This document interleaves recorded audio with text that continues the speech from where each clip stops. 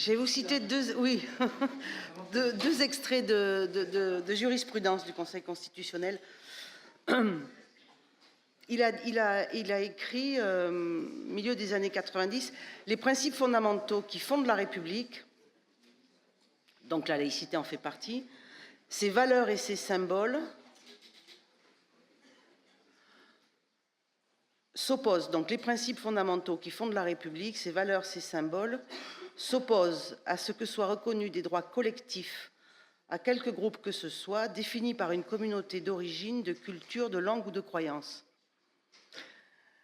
Dans une autre décision, il explique « La laïcité de la République interdit à quiconque de se prévaloir de ses croyances religieuses pour s'affranchir des règles communes régissant les relations entre collectivités publiques et particuliers. » Alors, il me semble que si on devait interpréter, enfin, non, expliquer ces deux extraits, ça signifie que l'égalité devant la loi, qui est quand même très importante, sans considération des identités particulières, cette égalité, c'est la condition de l'existence de la communauté nationale. La laïcité, c'est la construction de la nation autour de la République. La laïcité, c'est la distinction plus largement entre citoyenneté et confessionnalité. La laïcité, c'est la nation qui est une, qui est liée par des valeurs communes, qui est liée par des symboles communs, que l'on a dans l'article 2, la langue, le drapeau, la devise, l'hymne, et il faut savoir, et j'en ai oublié le principe, que l'hymne et le drapeau, on ne peut pas y porter atteinte. Depuis 2003, il y a des délits qui ont été créés d'outrage à l'hymne et d'outrage à l'hymne et au drapeau. À la suite, vous savez, de la Marseillaise qui avait été sifflée dans les stades de foot. Ça signifie que aussi la laïcité est opposée au communautarisme. Absolument, pas aux communautés. Là aussi, il y a des confusions qui sont faites. Elle est opposée au communautarisme, c'est-à-dire à la reconnaissance de droits collectifs à quelque groupe que ce soit dans la sphère publique. Les droits collectifs, ce sont les droits des communautés, mais dans la sphère privée. Et un droit collectif ne peut pas s'imposer dans la sphère publique, parce que dans la sphère publique, c'est l'intérêt général. Et là, il y a beaucoup de confusions encore qui sont faites sur voilà, l'intérêt collectif, l'intérêt individuel, l'intérêt général. Ça, c'était une première chose que je voulais dire sur l'école. L'école, c'est un service public, vous l'avez dit, très particulier, parce qu'elle se caractérise par deux choses, l'école. L'école est laïque, et c'est vrai que la laïcité, elle est rentrée par l'école avec les lois Jules Ferry. L'école est enseignante, et la République, pardon, la République est enseignante, et la République se doit d'avoir une école laïque. Mais la laïcité de l'école, elle a deux volets. Elle a le volet non confessionnel, c'est-à-dire que la laïcité de l'école, c'est sa non-confessionnalité. Ça se traduit par le fait que les personnels ont été laïcisés. Bon, après, pour le supérieur, c'est différent. Il n'y a jamais eu d'interdiction à un prêtre d'enseigner dans le supérieur. C'est la laïcisation des programmes, la laïcisation des locaux, la laïcisation des manuels. Mais il y a ce caractère neutre de l'école. Et je voudrais peut-être finir avec ça.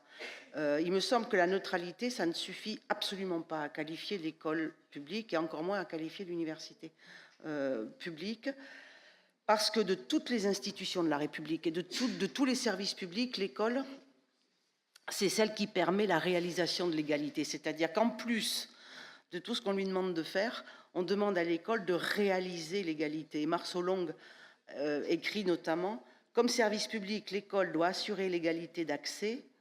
Comme lieu d'éducation républicaine, elle doit assurer l'égalité des chances. » Bon, là, on pourrait en discuter pendant des heures, on ne va pas le faire, on n'a pas le temps.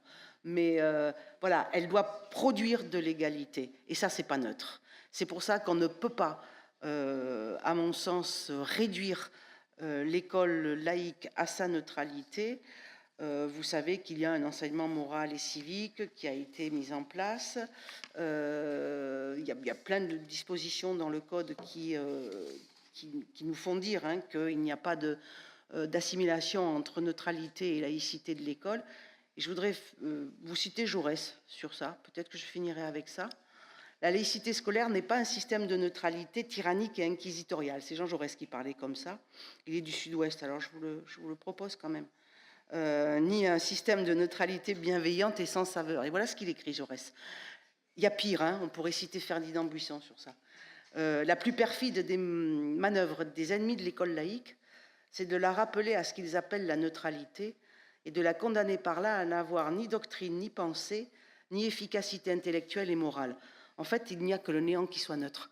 Alors oui, nous sommes tenus à une obligation de neutralité, mais ce qu'on fait, c'est pas neutre.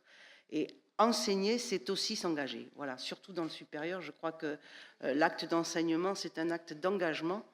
Il ne faut pas avoir peur de s'engager, il ne faut pas avoir peur de dire les choses, parce que de toute façon, ce que nous faisons, ce n'est pas neutre.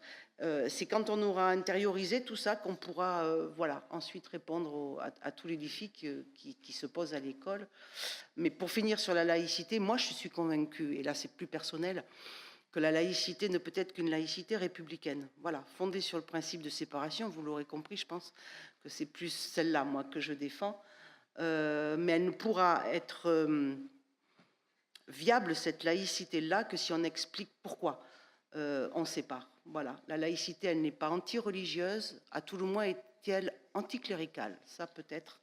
Si l'anticléricalisme, c'est effectivement de lutter contre la prétention des églises d'imposer leur vision dans la sphère publique, c'est-à-dire dans la sphère qui nous est commune.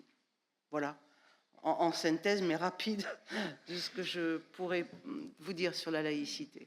Voilà.